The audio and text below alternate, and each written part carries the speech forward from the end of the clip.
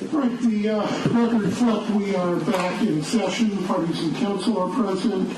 Our jurors are not yet present. Counsel indicated you had something you wanted to bring up before we commence the jury. Yes, Your Honor. I was made aware this morning of a definitive request not to be filmed as well by Mr. McStay during his live testimony. It was not yesterday afternoon. The grounds upon which are identical to Mrs. Blake's, given the nature of the case, the emotional aspects of the testimony, and now really kind of a change of circumstance where the cameras were absent yesterday and now we're back present today. So on behalf, pursuant to Marcy's law, on behalf of Mr. McStay, I am forwarding that request to the court. All right. Well, as I indicated previously when we discussed the issue of having cameras due to the public interest in the case, particularly in the San Diego area more so than here, and the fact that continuous coverage of the trial has the added advantage of giving the public a direct view of the court proceedings. The court felt that allowing camera coverage during the course of the trial would be appropriate and beneficial. We have basically two cameras, one relatively small at the back of the courtroom on each side. I was getting more susceptible to the requests of the mother of a murder victim and grandmother of two child murder victims, her emotions and representations as to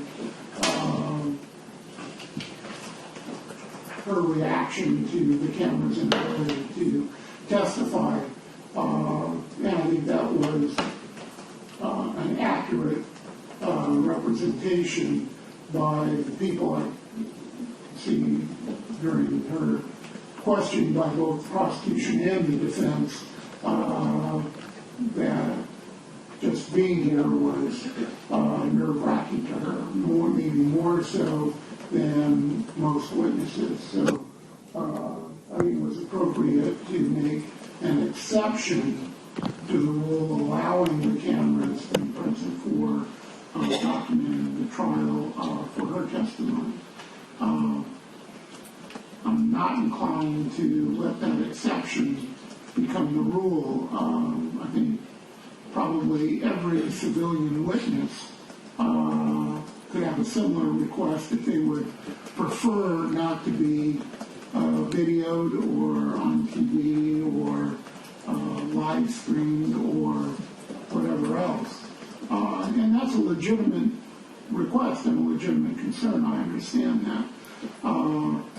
But given that, as I say, we have two relatively small cameras, one at the back of each corner of the courtroom, I don't think it's intrusive. I think people very quickly become accustomed to it, and so I'm not inclined to make an additional exception for Mr. McStay. So the request to not have camera coverage for Mr. McStay's testimony is denied.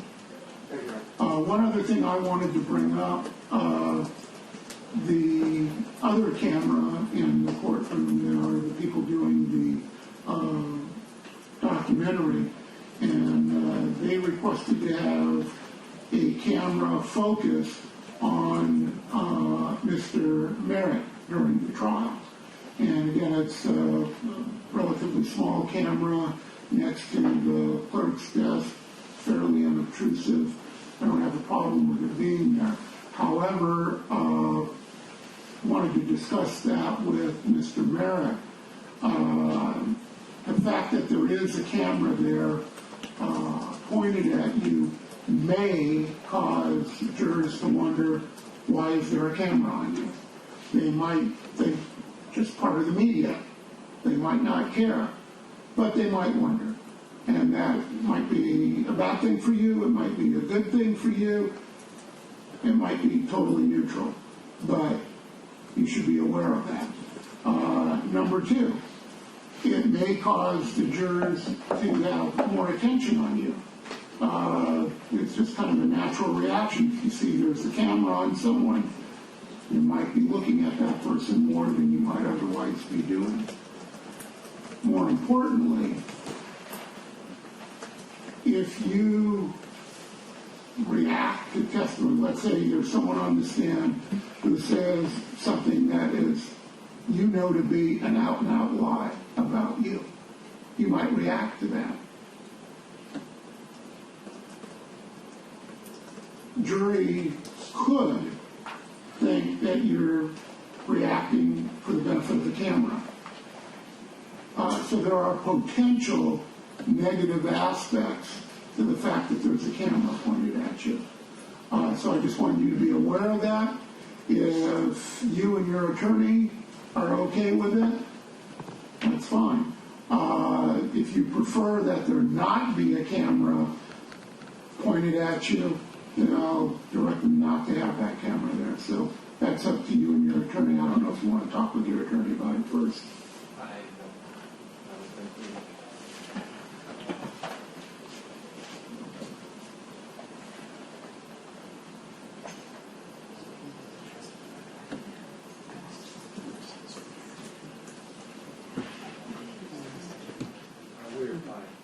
And Mr. McGee, you're in agreement with that? Yes.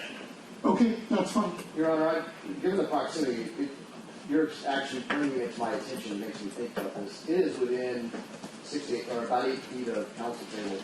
I need some assurances that their microphone that's attached to it cannot pick up counsel's conversations, at least on our side of the table or with our investigating officer, given that proximity. The fact that there's a microphone on it, with the idea that, at least in my presumption, would be able to capture conversations on behalf of the defense, by the defense, puts it within that range and it would capture conversations by us as well. I don't know what the setup is. I'm raising that concern. I know that the video you would not be on camera. I'm not sure about the microphone. If they're talking among themselves, not using the microphone, not questioning the witness, but just talking among themselves, would that microphone pick up that conversation? No. It's only picking up when people are speaking into the microphone or speaking loudly. Okay. So I don't think that's going to be a problem. Okay. And at any rate, he's not sharing that with defense counsel. That still doesn't make it appropriate. That's true. Yeah, you are correct. So if we learn that that's a problem, then we would address that. Thank you. Okay? We're still waiting for Mr. Moline before we call our witness. Yeah, Mr. Moline said he should be here about this time, and I expect him here any moment. So I know the speeds he generally drives, so I expect him to walk in that door in a second. So should we go ahead and bring the jury in and have everyone sitting here waiting for him when he walks in? I would request we not do that. That happened to me once, and that wasn't a very comfortable feeling.